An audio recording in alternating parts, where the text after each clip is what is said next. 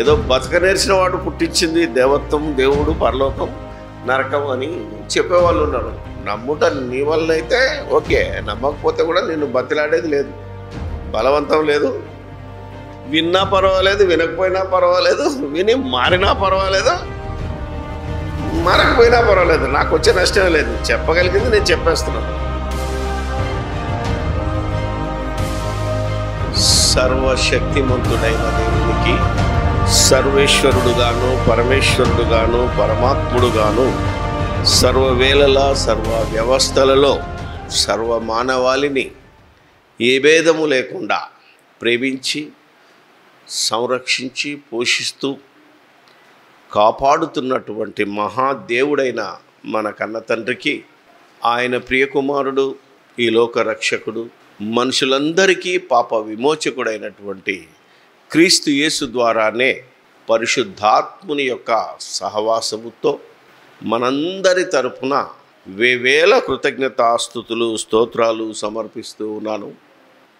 క్రీస్తు యేసులోనికి బాప్తిసం పొంది ఆయనిచ్చిన అధికారముతో లోక కళ్యాణం కోసం పనిచేయాలని ఆశపడి వచ్చిన మీ అందరికీ ప్రభువైన యేసుక్రీస్తు నామములోనే నా వందనాలు, శుభములు, శుభాభివందనాలు తెలియచేస్తూ ఉన్నాను. క్రీస్తునందు ప్రియమైన దేవుని వారలారా, ఈరోజు ప్రతి మనిషి ఎందుకు పుట్టావు అని అడిగామనుకోండి, ఏం చెప్తాడు? ఒక రాజకీయ నాయకుని కావాలి, ఒక ఎమ్మెల్యే కావాలి, ఒక డాక్టర్ కావాలి, ఒక ఇంజనీర్ కావాలి, అవునా కదా? ఇలా నా కులం కోసం పోరాడాలి, నా మతం కోసం పోరాడాలి, రక్షించాలి, ధర్మం కోసం రక్షణ చేయాలి, ఇలా అవసరమైతే అవతలోడి ప్రాణమైనా తీయాలి తప్ప ధర్మరక్షణ కోసం, అవునా కదా? ఇలా ఎన్నెన్నో కథలు చెప్తున్నాడు.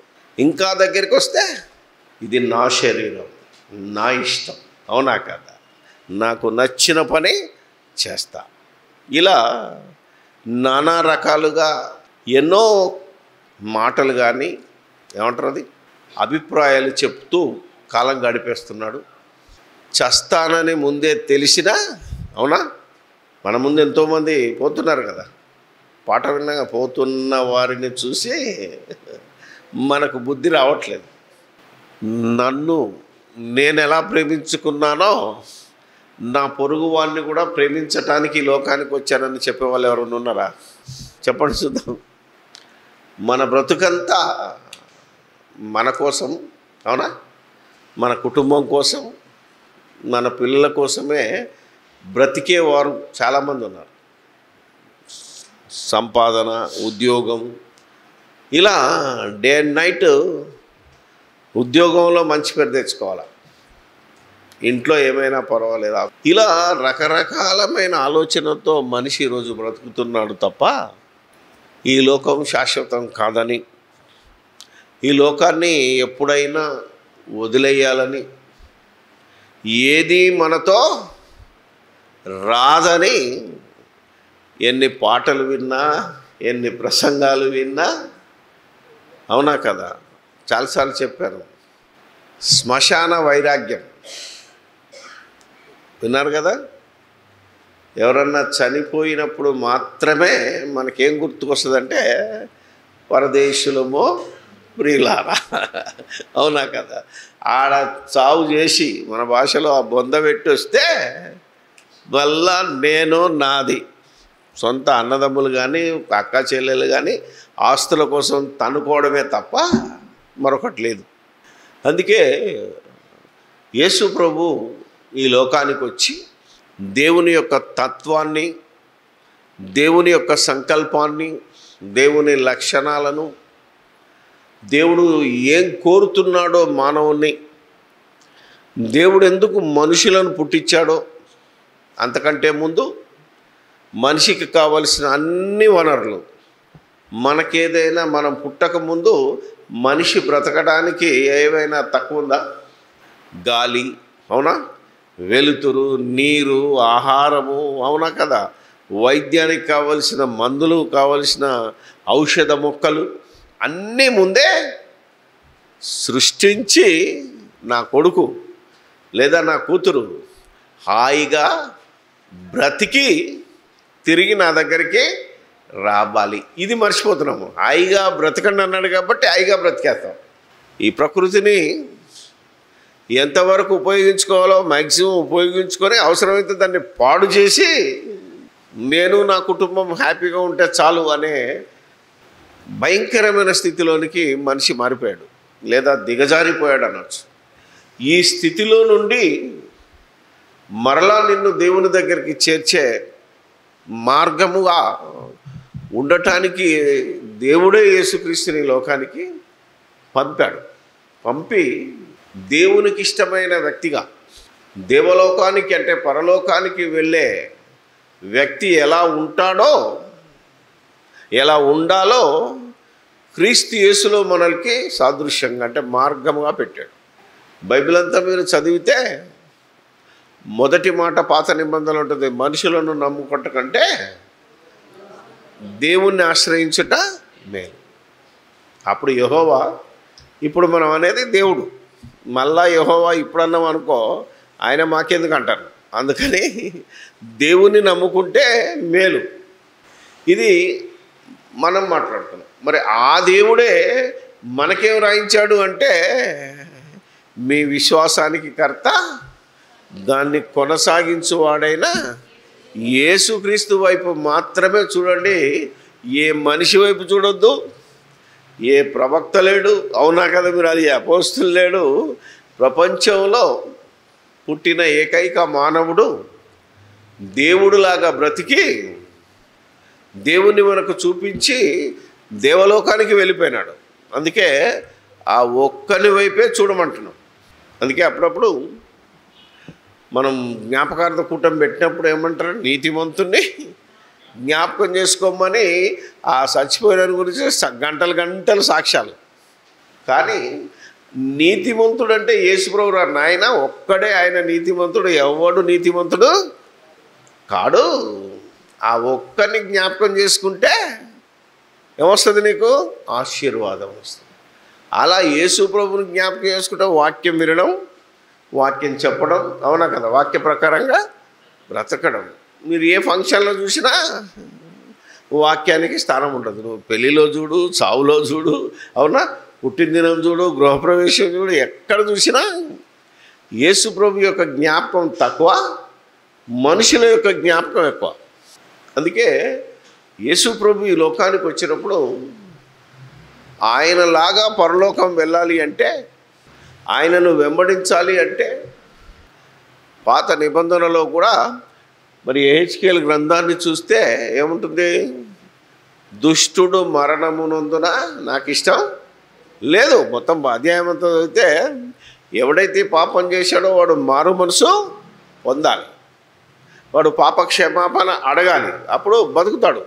దుష్టుడిగా ఉండి చచ్చిపోవడం దేవునికే ఇష్టం లేదంటే, ఈరోజు దుష్టుణ్ణి కన్నా ముందు ఎవరిని చంపి తీసుకెళ్తాడట చూద్దాం. యెహోవా భక్తుల మరణము ఆయన దృష్టికి, అంటే నువ్వు నిజంగా బ్రతికితే తొందరగా ఈ లోకంలోంచి వెళ్ళిపోతావు. మనకేముంటుంది, అబ్బే ఎక్కువ రోజులు బతకాలి, అంతే కదా మన ఆశ. ఏంటిది, ఎక్కువ రోజులు బతకాలి. అప్పుడు నువ్వేమైపోతున్నావు, లోకం కోసం, నీ కోసం, నా కోసం బ్రతికి చచ్చిపోయే దశకు చేరుకుంటాము. ఎప్పుడొస్తుంది భయం మనకు, అవునా, సంసారము అన్నీ పెరిగి సచ్చే ముందు సావు గురించి ఆలోచిస్తాం. బతికినంతసేపు ఆలోచించాం మనం చావు గురించి. ఇక చచ్చిపోయే సమయం వచ్చిందంటే అమ్మో చచ్చిపోతున్నానా, అప్పుడు భయం పట్టుకుంటుంది. చిన్నప్పుడు ఎలా ఉన్నావో ముసలితనాన నీ ప్రాణం పోయేసరికి కూడా అలాగే డేర్గా ఉండగలవా? ఎందుకు ఉండలేకపోతున్నావు అంటే, మళ్ళా మన మీద మనకే ప్రేమ, అంతే కదా, మన మీద మనకే ప్రేమ, మన కుటుంబం మీద ప్రేమ, మన బలం మీద, మన బలగం మీద, అవునా కదా. వీళ్ళంతా నా వాళ్ళు అని బ్రతికులు ఏమైపోతారు. మనం ఎందుకు పుట్టాము, మనకెందుకు ఈ బ్రతుకునిచ్చాడు దేవుడు, ఆ బ్రతుకులో మనల్ని ఏం చేయమన్నాడు, ఏం చేస్తే తిరిగి నా దగ్గరికి వస్తారు. ఎందుకంటే మనం పుట్టకముందే రాయబడింది, నరులారా తిరిగి రండి, రాకపోతే రప్పిస్తా, డోంట్ వరీ. అవునా కదా? నీ ఇష్టం వచ్చినట్టు కాదు, నా ఇష్టం వచ్చినట్టు బతకడానికే నిన్ను పుట్టించాను, నా కోరిక తీర్చుకోవడానికే నిన్ను పుట్టించాను అన్నాడు దేవుడు. ఇది దేవుణ్ణి నమ్మిన వాడికి అర్థమవుతుంది. నమ్మకపోతే గెట్ లాస్ట్, నో ప్రాబ్లం. ఎందుకంటే మీరు మత్తులో ఉన్నారు. ఇప్పుడు నాస్తికులు ఏమంటారు? దేవుడు లేడు, గీవుడు లేడు. అవునా కదా? ఆలోచన చేయగలిగితే ఏదో బతక నేర్చిన వాడు పుట్టించింది దేవత్వం, దేవుడు, పరలోకం, నరకం అని చెప్పేవాళ్ళు ఉన్నారు. నమ్ముట నీ వల్ల అయితే ఓకే, నమ్మకపోతే కూడా నిన్ను బతిలాడేది లేదు, బలవంతం లేదు. విన్నా పర్వాలేదు, వినకపోయినా పర్వాలేదు, విని మారినా పర్వాలేదు, మారకపోయినా పర్వాలేదు, నాకు వచ్చే నష్టం లేదు. చెప్పగలిగింది నేను చెప్పేస్తున్నాను. అవునా? చేయగలిగేంత వరకు చేయగలము. సో ఈ రీతిగా మనిషిని ఎందుకు పుట్టించాడో ఎఫ్సి పత్రిక 1:4 అధ్యాయం 4-6 మీ అందరికీ తెలిసింది. కానీ ఎందుకు పుట్టించాడు అంటే నా కోరిక అన్నాడు ఆయన. నాకు పిల్లలు కావాలా, వాళ్ళు తిరిగి నా ఎద్దకు. అలాగా 2వ అధ్యాయానికి వద్దాం. మనం ఇప్పుడు 2వ అధ్యాయానికి వద్దాం. ఎఫ్ఎస్సీలకు రాసిన 2వ అధ్యాయము 10వ వచనం. మరియు వాటి యందు మనము నడుచుకున్న వలనని దేవుడు ముందుగా సిద్ధపరిచిన సత్క్రియలు చేయుటకై మనము క్రీస్తు యేసునందు సృష్టింపబడిన వారమై ఆయన చేసిన పని. అంటే మనం ఎందుకు పుట్టాము అంటే కొన్ని పనులు దేవుడు ముందుగా సిద్ధపరిచాడు. ఇవి అందరూ చెయ్యాలి. నీ తల మీద ఒకటి రాసి, నా తల మీద ఒకటి రాసి, తలరాతలు అనేది మీరు నమ్మకూడదు.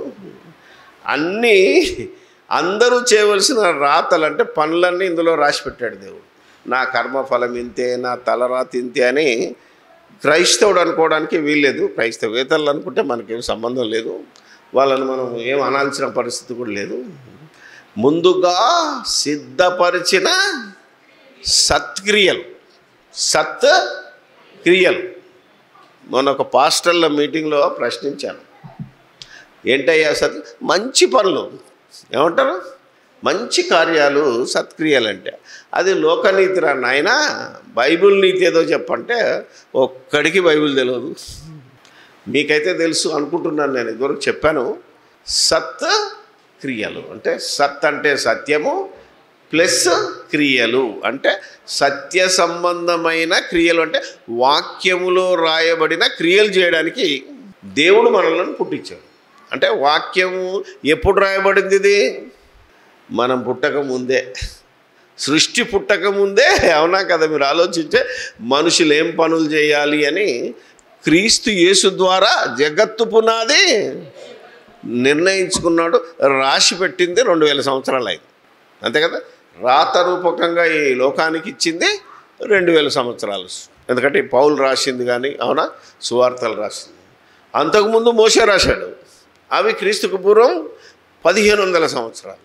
అలా ప్రవక్తలు ఒక 1500 సంవత్సరాల్లో రాస్తే, అపోస్తలు ఒక 100 సంవత్సరాలు రాస్తే, ఈ గ్రంథము సర్వమానవాళి మేలు కోసం రాయబడింది. కాబట్టి ఇందులో సత్క్రియలు ఏంటివి అంటే సత్య సంబంధమైన క్రియలు. అంటే దేవుడు వాక్యం ద్వారా హెచ్చరించిన క్రియ. ఏం చెప్తాం మనం? ఏది మొట్టమొదట దేవుని నమ్మాను, దేవుని దగ్గరికి వెళ్ళాలి అనుకుంటే నువ్వు చేయవలసిన క్రియ ఏంటిది? యోహాను రాసిన సువార్త 6వ అధ్యాయము 28-29.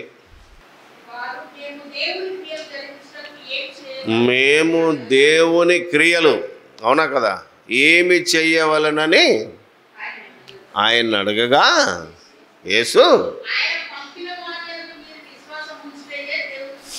ఫస్ట్ అండ్ ఫార్మోస్ట్ మీరు నమ్మవలసినది ఏంటంటే దేవుడు ఉన్నాడు, ఆ దేవుడు పంపిన యేసుక్రీస్తు దేవుని. ఇది క్రియ. ఫస్ట్ నువ్వు దీనికి ఏం కష్టపడక్కర్లేదు, కాసులు ఇవ్వాల్సిన అక్కర్లేదు, అవునా కదా, ఏం చేయక్కర్లేదు. సింపుల్ థింగ్ ఏంటంటే యేసు ప్రభువును దేవుడు పంపాడు అంటే ఫస్ట్ దేవుని క్రియ. ఇక ఆ తర్వాత బోల్డ్ వచ్చాయి మనకు. నిన్ను వలె నీ పొరుగు వాడిని ప్రేమించుము, నిన్ను తిట్టినోని తిట్టొద్దు, అవునా, కొట్టినోని కొట్టొద్దు, నిన్ను హింసించు వారి కోసం ప్రార్థనేనా? దీవించుడే కానీ శపించవద్దు. అల్టిమేట్ అది మర్చిపోతున్నాం మనం. అందరి వరకు ఏమొస్తుందంటే నిన్ను హింసించే వారి కోసం ప్రార్థన చేయి. ప్రార్థన కాదు, వాళ్ళని దీవించాలి కానీ శపించకూడదు. This is most. ఇంతవరకు క్రిస్టియానిటీ రాలేదు. ఇప్పుడు ఇన్ని సంవత్సరాలు వచ్చినా మీరు అదే చెప్తున్నారు కానీ, అవునా? బల్లెపుతో పొడిచిన తండ్రి వీరేమి చేయిస్తున్నారో కనుక వీరిని క్షమించుము అనేది దీవెన. అర్థమైందా లేదా? నన్ను తిట్టాడు అని నాశనం చేయదేవా అంటే అది శాపం. నువ్వు శపించకూడదు ఎవరిని, ఎట్టి పరిస్థితుల్లో కూడా శపించకూడదు. అని క్షమించు దేవా, అవునా కదా, అని రక్షణలోనికి నడిపించు దేవా. ఒకవేళ భర్తనే భార్యను కొట్టాడు అనుకో, ఏం చేయాలి? భార్య నన్ను కొడతావా, నువ్వు నీ చేతులకు నాశనంగానంటావా? ఏమంటావు? నా భర్తకి ఏమీ తెలియదు, అమాయకుడు, అవునా కదా, ఆయనను క్షమించు తండ్రి. ఇది నువ్వు చేయవలసిన క్రియ. ఎవరు చెప్తున్నారు? ఓ పాస్టర్ని అడిగితే తెల్లముఖమే, పాస్టర్ అమ్మని అడిగినా ఇక విశ్వాసుల సంగతి ఏంటి? అందుకనే దేవుడు ముందుగా సిద్ధపరిచిన సత్ క్రియలు ఇవి చేయడానికి నేను పుట్టాను. ఇలా యేసుప్రభు చేశాడు కనుక నువ్వు ఈ పని చేస్తేనే నీకు బ్రతుకుంటుంది.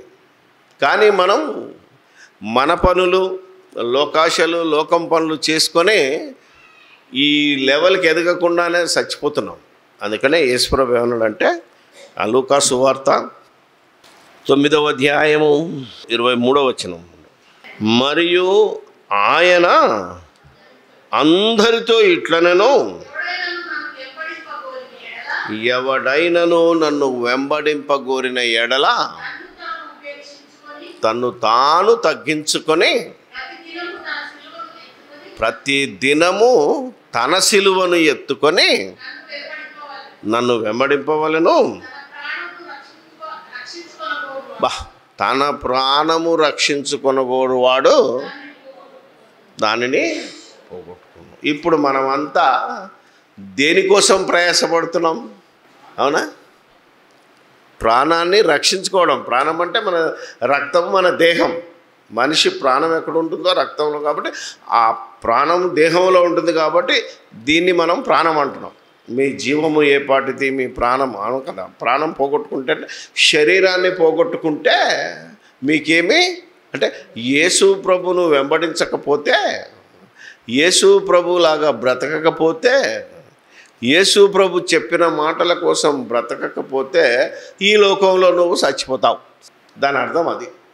ఎవడైనాను అంటే నువ్వు రెవరెండువా, బిషప్వా, మినిస్టర్వా, అవునా కదా, ప్రధానమంత్రివా, రాష్ట్రపతివా, నువ్వు ఎవడైనా నన్ను వెంబడించాలి అంటే తను తాను తగ్గించుకోవాలి. అంటే నేను అనేది చంపేయాలి. దాన్ని నేను అనే స్థితిని నువ్వు కోల్పోవాలి. ఇంట్లో కూడా ఏమంటారంటే కౌన్సిలర్ వస్తే మనము అనాలట, అవునా కదా. ఇంట్లో అవునా, భార్యాభర్తలు, భర్త అయితే కూడా మేమనాలి, భార్య అయినా మేమనాలి, సంఘం కూడా ఏమనాలి, మేము, మా సంఘము మేము అనాలి తప్ప మా సంఘము, నా సంఘంలో నేనే పెద్ద ఉన్నాయమ్మని. అది నేను అనే అహంకారాన్ని చంపడమే. తను తాను ఉపేక్షించుకోవడం అంటే తగ్గించుకోవడం. అలా తగ్గించుకోని వాడు ఏమవుతాడు అంటే చెప్తున్నాడు, తన ప్రాణమును రక్షించుకునేవారు వాడు దాన్ని పోగొట్టుకుంటాడు, నా నిమిత్తమై తన ప్రాణమును పోగొట్టుకునేవాడు దానిని. ఇక్కడ ఉంది డైలాగ్, అర్థమైందా లేదా? బ్రతికి చస్తావా, చచ్చి, దానికి ముందు ఉంటుంది ట్యాగ్ లైన్ ఏంటంటే, నీ కోసము ఈ లోకం కోసమే బ్రతికితే చస్తావురా నాయనా, అవునా కదా. నువ్వు దేవుని పని కోసం, యేసుక్రీస్తు చెప్పిన ఆజ్ఞల కోసం బ్రతికితే చనిపోయినా తిరిగి బ్రతుకుతావు. అందుకే ఆ టైటిల్ పెట్టాను ఏమని, చచ్చి బ్రతుకుతావా, బ్రతికి నీ కోసము, నీ కుటుంబమో, నీ ఊరో, నీ దేశమో, నీ ప్రాంతమో, వీటి కోసం నువ్వు బ్రతికితే ఇక చస్తావు నువ్వు, నీకు దిక్కులేదు. ఇంకా ఎవరి కోసం బ్రతకాలి? దేవుని పని కోసం, యేసుక్రీస్తు చెప్పిన ఆజ్ఞల కోసం. అవి దేనికోసం? ఏదో దేవుని కోసమా? ఇప్పుడు మనం వాక్య ప్రకారంగా బతుకుతున్నామంటే దేవుని కోసమా, మన కోసమా? అది రెండు మొత్తం కలిపి అదే ఉంటుంది. కానీ జస్ట్ చెప్పాడు, ఎందుకంటే నా కోసం బ్రతుకున్నాను, నీ కోసమే బ్రతుకునంటే నువ్వు అటైపోతావు. నా కోసము, నా పని కోసం అన్నాడంటే అందులో అర్థమేమున్నది? మళ్ళా మీకు పరలోకం కోసం బ్రతకండి, భూలోకం కోసం కాదు. అందుకే ఒకడు లోకమంతయు సంపాదించుకొని నేను ఎడలా, అవునా? ఒకసారి చెప్పాను భూమయ్య కథ, గుర్తుకొచ్చింది లేదు ఇదివరకు, చాలా వరకు చెప్పాను. కొందరికి భూముల పిచ్చి, కొందరికి బంగారం పిచ్చి, కొందరికి చీరల పిచ్చి, కొందరికి ఇండ్ల పిచ్చి, అవునాగా, కొందరికి వెహికల్స్ పిచ్చి, అవునా?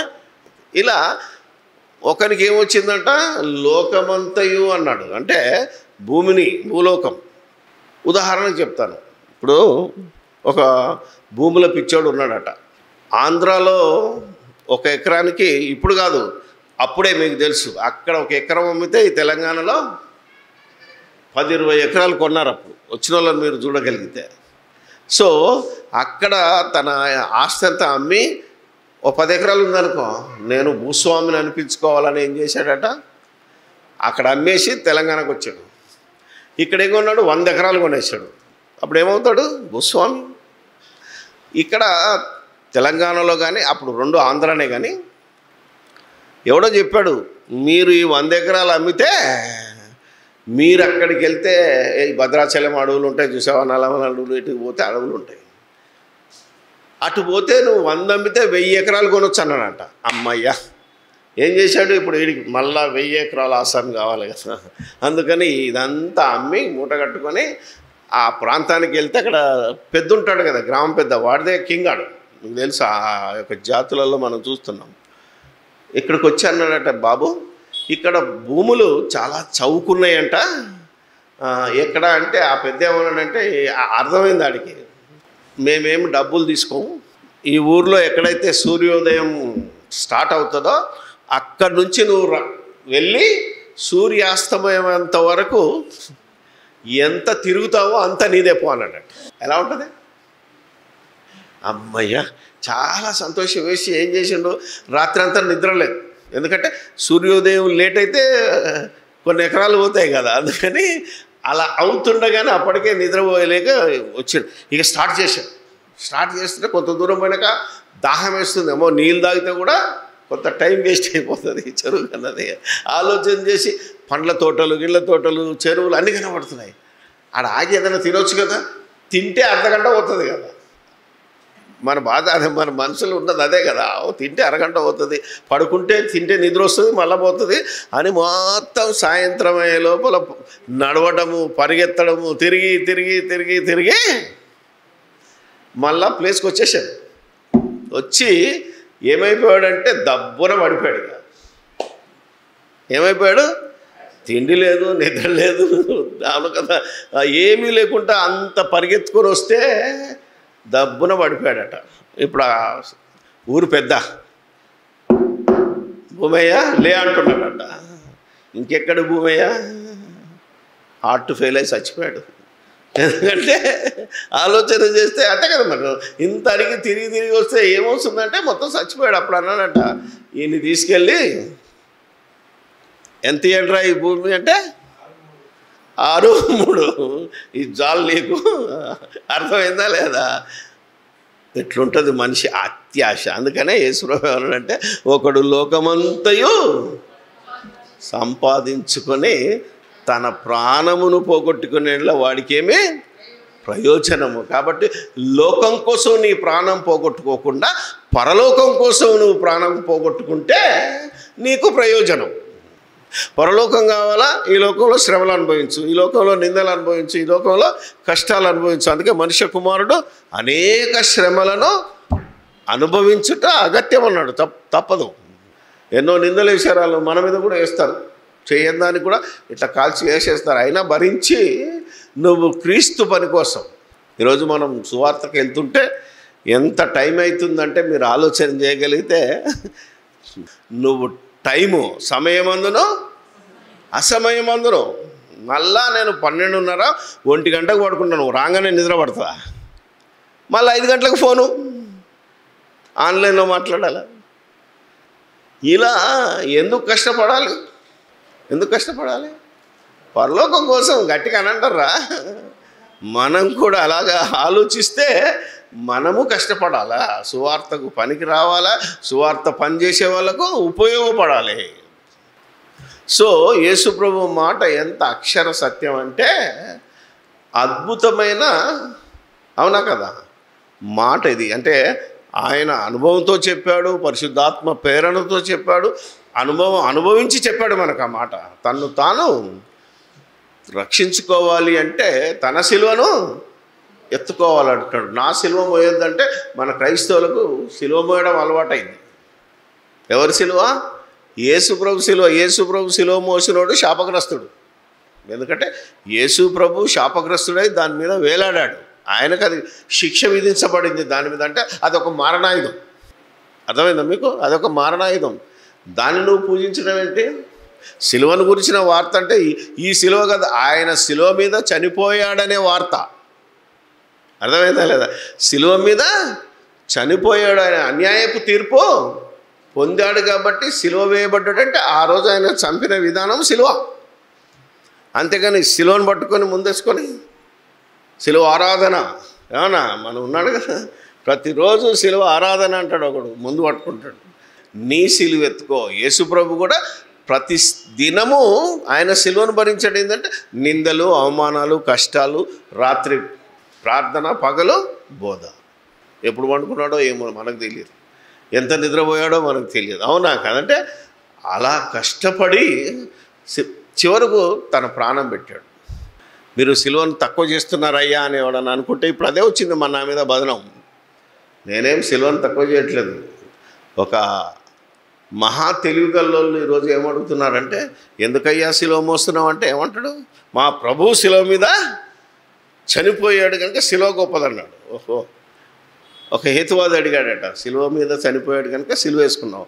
మరి ఒకవేళ మీ ప్రభువును ఊరేస్తే, అప్పటి కాలంలో సిలువ మీద చంపడం అనేది ఒక రూల్ అక్కడ శాపగ్రస్తం. ఒకవేళ మీ ప్రభువును గన్నుతో షూట్ చేస్తే, ఇప్పుడు కొన్ని దేశాల్లో చంపుతలేరు, గన్నుతోటి కూడా చంపుతున్నారు, ఊరేస్తున్నారు, ఊరి శిక్ష.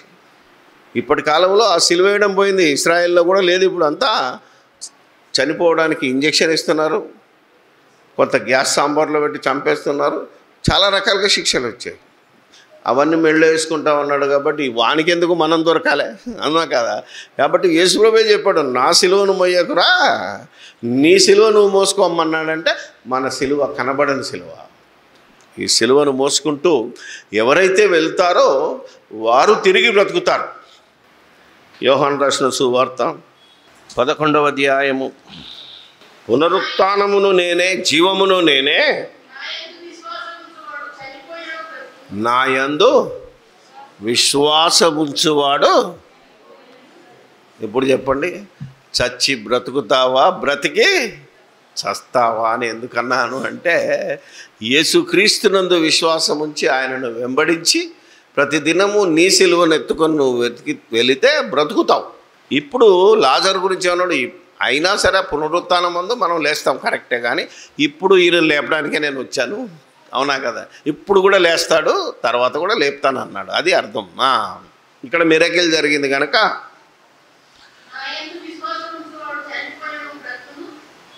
నా యందు విశ్వాసం ఉంచువాడు ఎన్నటికి బా.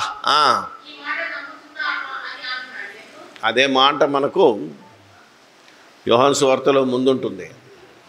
నన్ను పంపిన వాని యందు విశ్వాసం ఉంచువాడు మరణంలో నుండి, అంటే ఎప్పుడైతే నువ్వు బాప్తిసం తీసుకుంటావో, నిజంగా మారు మనసు పొంది పాప క్షమాపణ నిమిత్తం మారు మనసు పొందితే మనకు చావు లేదు. అందుకే క్రైస్తవుని ఏమంటారు అంటే నిద్రించిన వారు అంటారు. సో మనం నిద్రపోతామే తప్ప ఈ శరీరాన్ని వదలడం చావు అయితే, ఈ చావును వదిలిన ఆత్మ పరదైసులో నెమ్మది పొందుతుంది. అబ్రహాము రొమ్మున ఆనుకొని ఇది విశ్వసించాలి. ఇది విశ్వసిస్తే నువ్వు ఈరోజు ఎన్ని కష్టాలు వచ్చినా నష్టాలు వచ్చినా ఏం రాకపోయినా బ్రతికి చస్తే తిరిగి బ్రతుకుతావు, నిత్యము జీవిస్తావు. అది బైబిల్ బోధ. అవును ప్రభువా, నీవు లోకమునకు రావాల్సిన దేవుని ఇది నమ్మాలి. దీనికోసమే మనం పోరాటం చేస్తున్నాం. లాస్ట్ వీక్ కూడా చెప్పాను, విశ్వాస సంబంధమైన మంచి పోరాటం. పోరాటం వేరు, మంచి పోరాటం వేరు. బైబిల్ చెప్పింది. బైబిల్ ప్రకారంగా పోరాడిన వాడు మంచి పోరాటం వేరు, లోక ప్రకారంగా పోరాడేవాడు వేరే ఉంటాడు. అందుకనే దీనికి మంచి వర్డ్ జాయింట్ చేశాడు. అందుకే చాలామంది అనుకుంటున్నారు ఇప్పుడు క్రైస్తవుల్లో బోధ ఎలా ఉంటుందంటే, యేసుప్రభు వచ్చిన రోజు అందరు లేస్తారు, అవునా కదా, మధ్యాకాశంలో విందు ఉంటుంది, 7 ఏళ్ళ శ్రమలలో 3:30 విందు, ఇదంతా వేస్ట్. అదే చెప్తున్నాడు. ఇదిగో కొరింథీయులకు రాసిన మొదటి పత్రిక 15వ అధ్యాయం 20 నుండి చదవండి. ఇప్పుడైతే నిద్రించిన వారిలో ప్రథమ ఫలముగా క్రీస్తు మృతులలో నుండి లేపబడ్డాడు. ఎందుకంటే ఆయన తన కోసమే కాక దేవుని పనిచేసి లోక కళ్యాణం కోసం, అంటే మనుషులందరికీ పరలోకం కోసం చనిపోయినాడు. కాబట్టి మొట్టమొదటగా దేవుడు ఆయన లేపాడు. అందుకే ప్రథమ ఫలముగా ఆయన లేపబడి ఉన్నాడు మనుష్యుని ద్వారా. ఏమండి, ఎంత చక్కగా ఉంది మాట. యేసు ప్రభును మనం ఏమైనా తగ్గిస్తున్నామా? మన ప్రతి బోధలో ఏమంటున్నాం అంటే ఆయన దేవుని కుమారుడు, ఆయనకు సర్వాధికారం ఇవ్వబడింది. అవునా కదా? ఇక్కడ ఏం రాశాడు చూసారా? ఓన్లీ మనుషుడు అని చెప్తున్నాడు ఆయన. పరిశుద్ధాత్మ ప్రేరణతో యేసుప్రభు ఎవరంటే మనలాంటి మనుషుడు. మనిషి అన్నామనుకో, నేనంటే తగ్గించినట్టు అవుతుంది. మరి నేను అనలేదుగా. ఇప్పుడు ఎవరన్నారు? బైబిలే చెప్తుంది ఒక మనుష్యుడు అని. మనుష్యుని ద్వారా అంటే మొదటి మనిషి ఆదాము ద్వారా మరణం వచ్చింది. ఈయన రెండవ ఆదాము ద్వారా ఏమొచ్చింది? మృతుల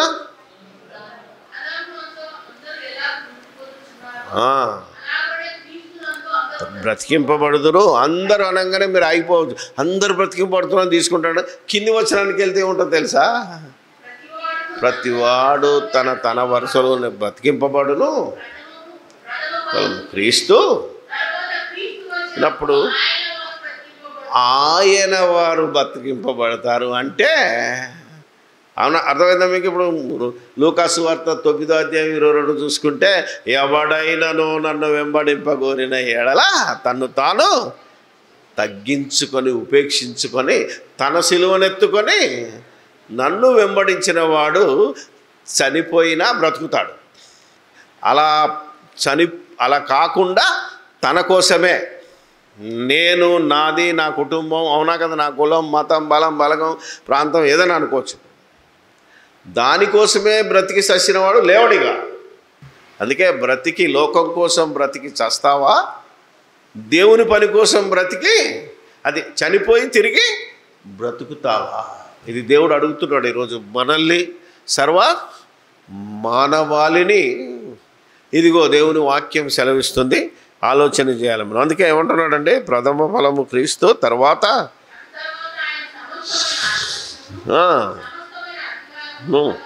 కొట్టివేసి రాజ్యము అప్పగించును, అప్పుడు అంతముచ్చును. అంటే అంత్యదినమందు ఆయన తీర్పులో ఎవరు లేస్తారు అంటే ఆయన వారు మాత్రమే లేస్తారు.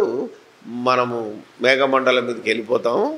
అప్పుడు మధ్యాకాశంలో క్లాస్ ఉంటుంది అనుకుంటున్నారా? భూమి వదిలో మళ్ళీ బోధ జరుగుతుంది అనుకుంటున్నారు ఈ బోధకులు. ఏది ఉండదు. పంచభూతములు మిక్కిలి వేంద్రముతో లయమైపోతాయి. భూమిలో పాతిపెట్టబడమన్న శరీరం కూడా కాలిపోతుంది.